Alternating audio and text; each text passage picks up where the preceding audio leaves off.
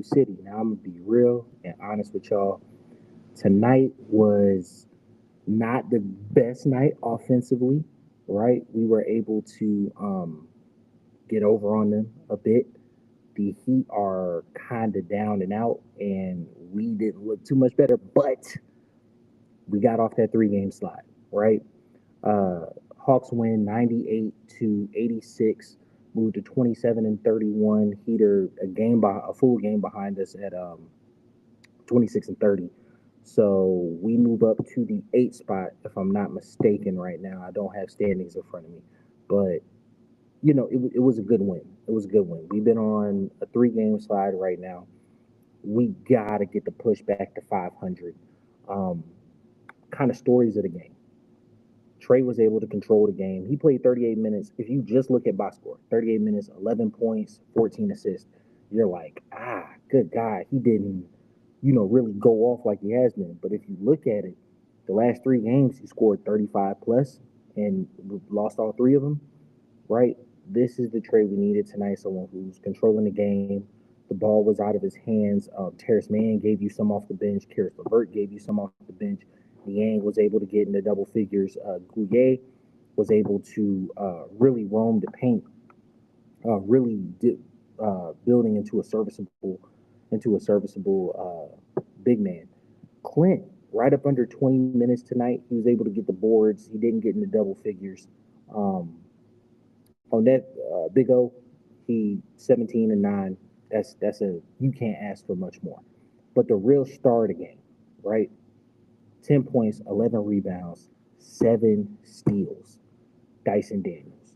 I'm telling you, man, like the Great Barrier Thief, he is on one. Even that little fake one they tried to call at the end, call it a foul. Like, nah, bro, cookies. He is in there tonight. Something that is prevailing over and over and over again is the fact that we cannot hold a lead. So it was 50-42 at halftime. Kept a dead even, fourth quarter, or kept a dead even third quarter, right? 23-23, went into the fourth with a 12-point lead. Game ended with a 12-point lead, but if you watched it, they were able to cut it to 6. I think was as close as they got. Might have got it to 4. It made it a little iffy, right? Um, excuse me. We were able to crash the boards tonight. We were able to control the glass for the most part. A lot of guys got in there. The Heat, when I'm looking at them, it was the third quarter before anybody other than Andrew Wiggins got into double figures. Hero didn't go off after scoring 40 a couple nights ago. The defense, I can't honestly say that the defense was there like that. We didn't have a bunch of block shots. We did disrupt their offense a lot. Um, they are trying to be at a slow, grinded out pace, and so we forced a couple of shot clock violations. Um, but overall, I think it's just Miami's a bad offense now, right? Like they're definition of a lottery team. And the East kind of has a couple of those because I feel like in most of the years we'd be a lottery team. Hell, we still might be a lottery team. 4 games under 500. Um, but I think because the rest of the conference is bad, we're allowed to have like aspirations, right? And then it doesn't necessarily benefit us too much if we lose, like because the Spurs have they got a pick. It might be unprotected. I'll look into that and I'll discuss it on the Hawks pod. But yeah, nah, it benefits us greatly to make sure that we're winning. Now, when I look at the pieces on the team, we are learning to play together. Um, I just don't think Niang and Levert are going to be here next year, right? Like you traded for them for expiring contracts. They're kind of 1 year rentals. You want to go ahead, let them play out this season, uh, extend their stock, let them cash in on the free agent market. V not playing doesn't kill me. Jalen's hurt right now. Um, Garrison Matthews is completely falling out the rotation. Kobe's hurt. Larry's hurt. Dominic Barlow, because the game Yes, it was a 10, 12 point game. I think it got up to 13 at one point, but the game didn't ever feel out of reach for Miami. And I think it's because our offense wasn't just like clicking on all cylinders. So like a couple of those guys never really got in. I think this rotation has become pretty solidified. What is this? Two, four, six, eight. It's a 9 man rotation. You can maybe add Veet for just some spot minutes here and there, but not having Jalen, obviously that hurts, right? But he won't be back till next year. Not, I feel like Clint knows he's on borrowed time, and he's not a bad player by any means. And I don't even think he doesn't fit the play style, but I know Big O fits it better. I was actually just thinking about this the other day. Um, that 2017 Houston offense, right?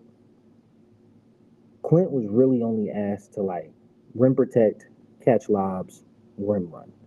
That was pretty much the extent of his capabilities offensively.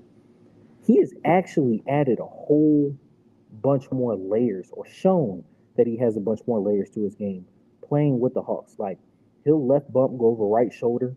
You know what I'm saying? It's not He's not gonna shimmy shake, but like he'll show a deft touch around the rim. He loves using that backboard as big men should. Like and of course he still got the ability to finish lobs and whatnot. With that being said, I still think he is a good piece, right? I don't know at his price point if the Hawks are going to want to bring him back. I don't know if he's still a starter on now maybe for a contender. You know what I'm saying? Like who knows what he looks like really just having no offensive tool again, being back on like 17 Warriors offense, because that was the most prolific offense. You know what I'm saying? Like, and he's really just has to be a rim runner. He's really just has to be a lob finisher. And I'm not saying he's asked to be an offensive hub here, but he does take on kind of a burden. You've seen Clint have 15, 20 point games. Um, Whereas now he's coming off the bench 20 minutes a night. It's not bad. I do think if Larry Nance was healthy, Gouye would be the first out, but I think Clint would be closer to 12 to 15 minutes, which isn't crazy. I mean, Clint was drafted in 2013 or 14, I think it was. And he's 10, 11 years in the league. So, like, guys get older. He's kind of up there. I'm not saying he's over the hill by any means. I just think that his time as a Hawk maybe coming closer to an end. Um, with that being said, I I for the longest held the opinion that Big O was the not only the natural replacement but the necessary replacement. Seeing him in the starting lineup over and over again and running into the defensive problems that we have, as well as the offensive layers of his game not being able to be shown against first string. Um, and I get on Coach Quinn about his style of offense, and not having the diversity that I think we should have with the skill sets that we have. But you are kind of coaching with one hand behind your back with Jalen out, with not having a true backup point guard. Um, so like you can't really just come down and run Trey into the dirt and then get 12 to 15 minutes from a quality backup point. I get all that. I get all that. You know what I'm saying? Like Revert's kind of more of a two, Terrence Mann more of a two. All right, cool. I get that. Um, but with that being said, I don't think that Clint's actual replacement is Big O. I think that we might be in the market for a big this offseason. I don't know if we shop O. I don't know if we have O. I've seen the offense flow really well with Larry. Um, and they're almost like the same player. I don't know if it's probably need to do a deeper dive on the offense to see exactly where the misfires are happening. But for Big O to be as skilled as he is, there's no action top of the key. There's no breakdown of defender. There's very little post moves. It's a lot of run and catch lobs. And like he has a lot more to his game. He showed a lot more to his game, um, than just being an effort points guy. He got 17 points tonight, and I can probably off the top of my head think like 12 of them was straight effort. You know what I'm saying? And I'm not saying that you got to run plays for him, but like, no, I am saying you got to run plays for him. He has that offensive capability. It's not a wasted possession. You know what I'm saying? So, uh, yeah, comes off a little pessimistic, but back in the win column, right? We will be back. Let's see when we'll be back. We'll be back Wednesday night.